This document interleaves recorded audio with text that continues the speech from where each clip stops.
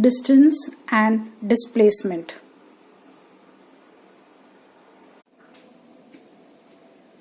Distance. In order to understand what is distance, let's take an example. Suppose this is Bhim and he wants to eat the laddus which are kept at the other end.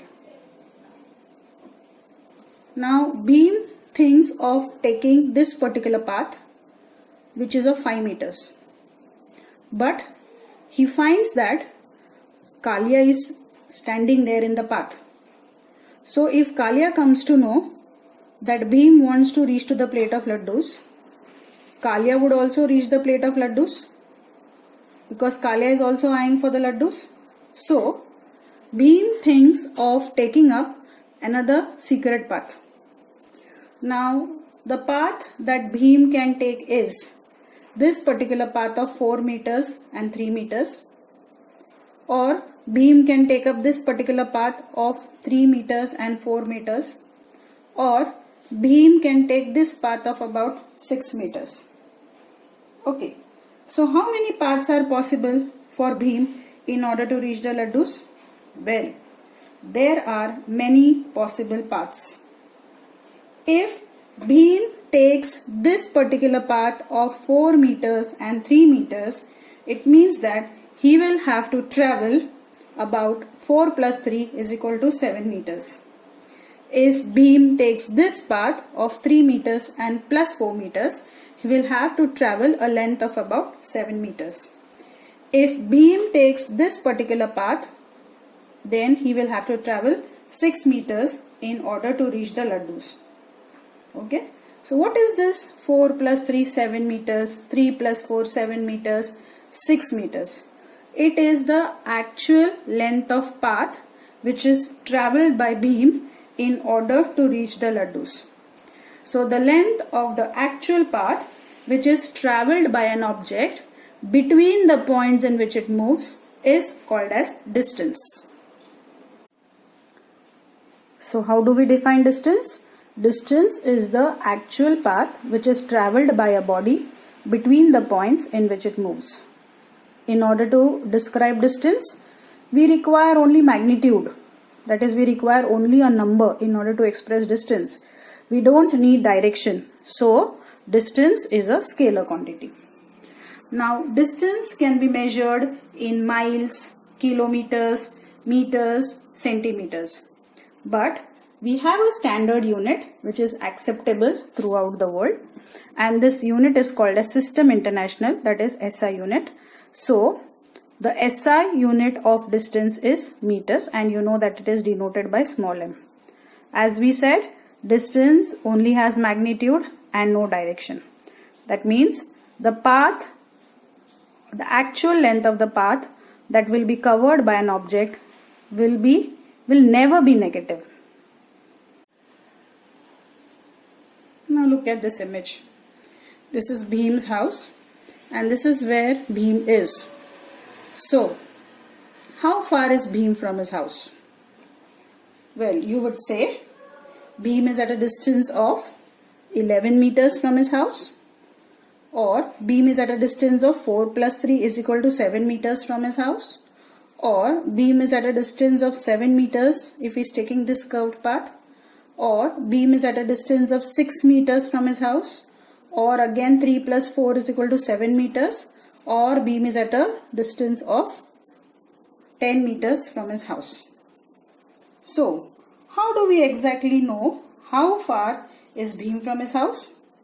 For this, we have to take a straight line path, and this straight line path should be the shortest distance between the initial and final position. If this is the initial position, this is the final position where Bhim is. So we need to take a straight line path, and this straight line path should be the shortest distance between the initial and final position. Now why can't I take longest distances? Or why can't I take longest distance? This is because longest distance is not unique. We don't have a single value for longest distance. So longest distance could be 6 meters, 7 meters, 11 meters, 10 meters, 7 meters, and you can draw many more distances, long distances. But that does not happen with short distance. The shortest distance is unique. So you have only one value of shortest distance. It's a unique value. So the shortest distance here between Bhim and his house is 5 meters. So this shortest distance between the initial and final points of movement is called as displacement. So displacement is the shortest distance between the initial and final points of movement. Now this is Bhim's house, and somebody tells Kalia that Bhim is at a distance of 5 meters from his house. So how will Kalia locate Bhim? He might think that Bhim might be here at a distance of 5 meters, or he could be here, or he could be here at a distance of 5 meters. This is the possibility. This is possible. This is possible. This is possible. So once again, if I say that Bhim is at a distance of 5 meters from his house, does it make any sense? Can we locate the position of Bhim by just saying that Bhim is at a distance of 5 meters from his home? Well, what is lacking here? Direction, isn't it? So, if Kalia is told that Bhim is at a distance of 5 meters southwest from his home, this is Bhim's house, and Bhim is at a distance of 5 meters southwest from his home, it will be easy for Kalia to locate Bhim, isn't it? So what have we stated here? Along with distance, that is 5 meters, we have also stated the direction. Why have we done this? This is to locate an object properly. So what have we studied here? That displacement is the shortest distance between the initial and final position of movement of the body. How do we calculate displacement? Final position minus the initial position.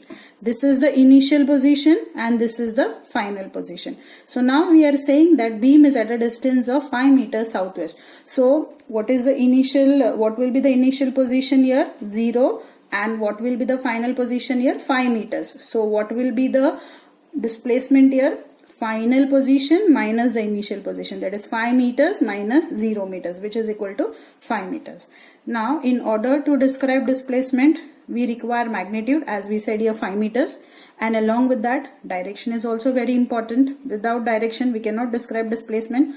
So since displacement needs both magnitude as well as direction, it is a vector quantity. Okay, the unit of displacement is same as that of distance, so the SI unit of displacement is also meter. Now in displacement, the direction of motion is always directed from the initial position to the final position. Let's take an example and try to calculate distance and displacement. It's a textual example. Mark a position X on the ground. So this is X, on position X on the ground. From X, move towards the east. Okay, so this is the east direction. And mark a position Y at a distance of 5 meters. So from X, maybe the person travels towards Y and covers a distance of 5 meters. Now from Y, move a distance of 12 meters towards the north. So towards the north, Z, and the distance covered is equal to 12 meters. Now measure the total length from X to Z, total length from X to Z, and also measure directly the length of the path between X and Z. So if I want to measure the total length of the path from X to Z, that means I will have to take the length of path XY as well as the length of path YZ. So the total length of the path between X and Z will be 5 meters plus 12 meters is equal to 17 meters. So this will be the distance which will be covered by that particular object. But if I measure the distance between the path X and Z directly, that means it will be from X to Z. So we know by Pythagoras theorem, if we take square of xy, that is xy square plus yz square, we get xz square by Pythagoras theorem. So 5 square plus 12 square will be is equal to 25 plus 144, which is equal to 169. So if I take xz square as 169, xz will be square root of 13. It's a Pythagoras triplet, isn't it? So what will be the direct distance between x and z? It will be 13 meters. So what is this 13 meters? 13 meters will be the displacement of the object, okay, between x and z, whereas the distance traveled by the object will be 17 meters. Now consider that this is the path that is taken by the object. So this particular long path that is taken by the object will be is equal to distance, whereas the shortcut distance between the starting point and the final point, that is initial position and final position, this will be the displacement of the object. Let's take an example to calculate distance and displacement. A car starts from point P and goes to point Q. How much is the distance traveled and how much is the displacement? So since the car is starting from P and reaching Q, you can see that the length of the path that is covered by the car is equal to 360 meters. So we know that the actual length of the path which is traveled by an object between the points in which it moves is called as distance. So the car is traveling a length of about 360 meters. So what will be the distance that is traveled by the car? The distance traveled by the car will be equal to 360 meters. What is the displacement in this case? The displacement is given by the formula final position minus the initial position. So this is the final position, the car is covering 360 meters. This is the initial position where the car has not covered any distance, so it is 0 meters. So displacement will be is equal to final position minus the initial position, that is 360 meters minus 0 meters. So what will be the displacement in this case?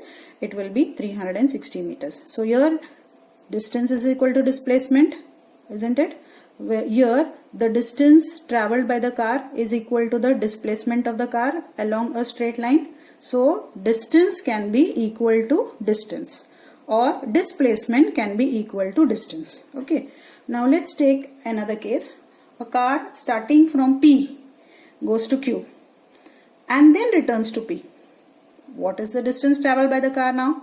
The distance traveled will be 360 meters plus 360 meters because the car is traveling till Q and then once again going to P. So in this case the distance traveled will be 360 plus 360 meters. So that will be 720 meters. But what will be the displacement of the car? Well, displacement is final position minus initial position. What is the final position? This is the final position because the car has reached here.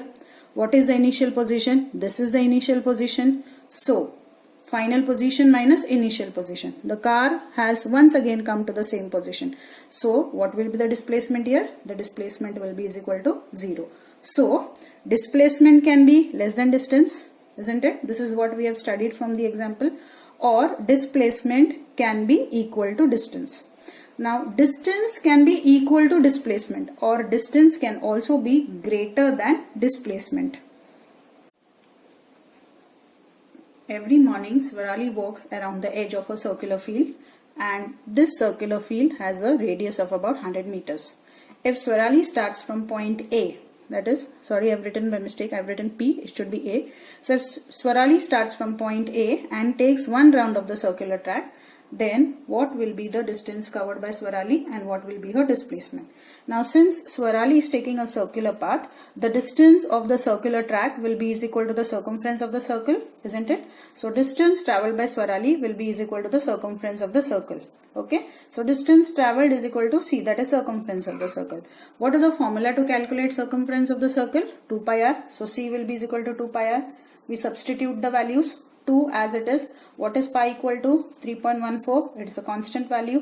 And what is r? R is the radius of the circle, which is equal to 100 meters. Okay. So 2 into 3.14 into 100. Now if I multiply 3.14 into 100, I get 314. And 314 into 2 will be is equal to 628 meters. So the total distance travelled by Swarali along a circular field will be is equal to 628 meters. What will be the displacement of Swarali? Swarali is starting from point A and this is her initial position. she takes one round of the circular track, she comes back to the same point, that is a final position. So if the initial and final positions are the same in a closed path, then displacement is equal to 0. So displacement is final position minus initial position, which will be is equal to 0. So the distance covered by Swarali will be 628 meters, whereas the displacement of Swarali will be is equal to 0 meters.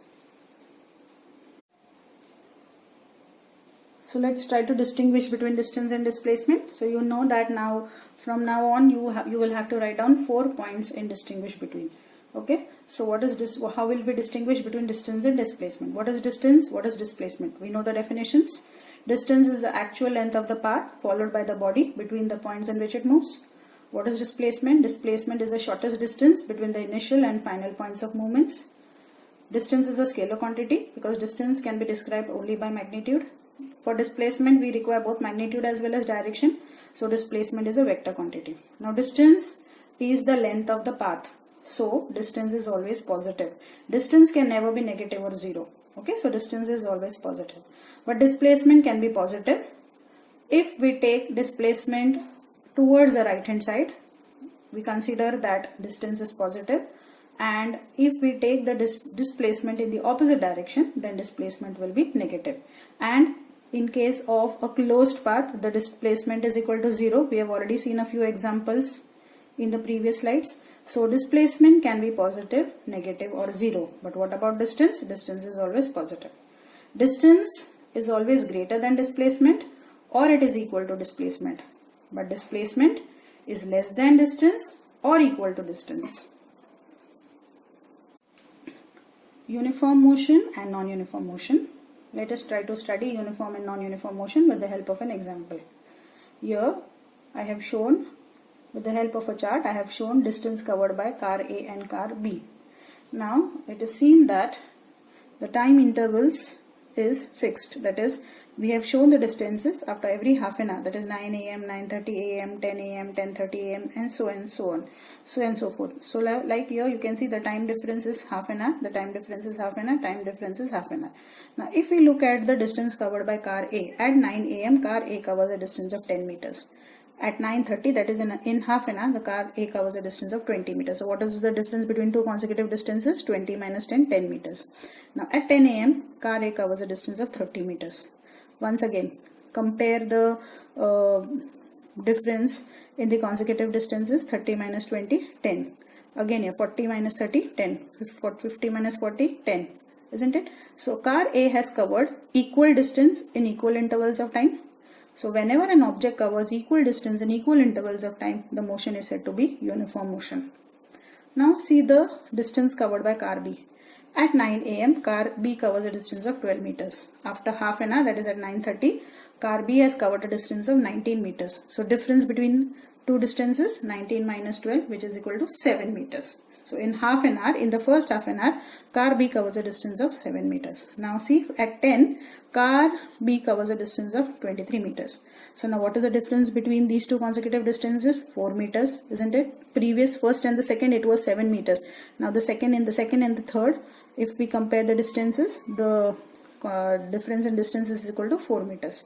Now at 10:30, the car covers a distance of about 35 meters. So once again compare, subtract and find out the distance traveled in half an hour. 35 minus 23, which will be is equal to 12 meters. So car B is covering unequal distances but in equal intervals of time. So whenever an object covers unequal distances in equal intervals of time, then the motion is non-uniform motion. So definition of uniform motion: when a body covers equal distance in equal intervals of time, motion is said to be uniform. And non-uniform motion: when a body covers unequal distance in equal intervals of time, the motion is said to be non-uniform.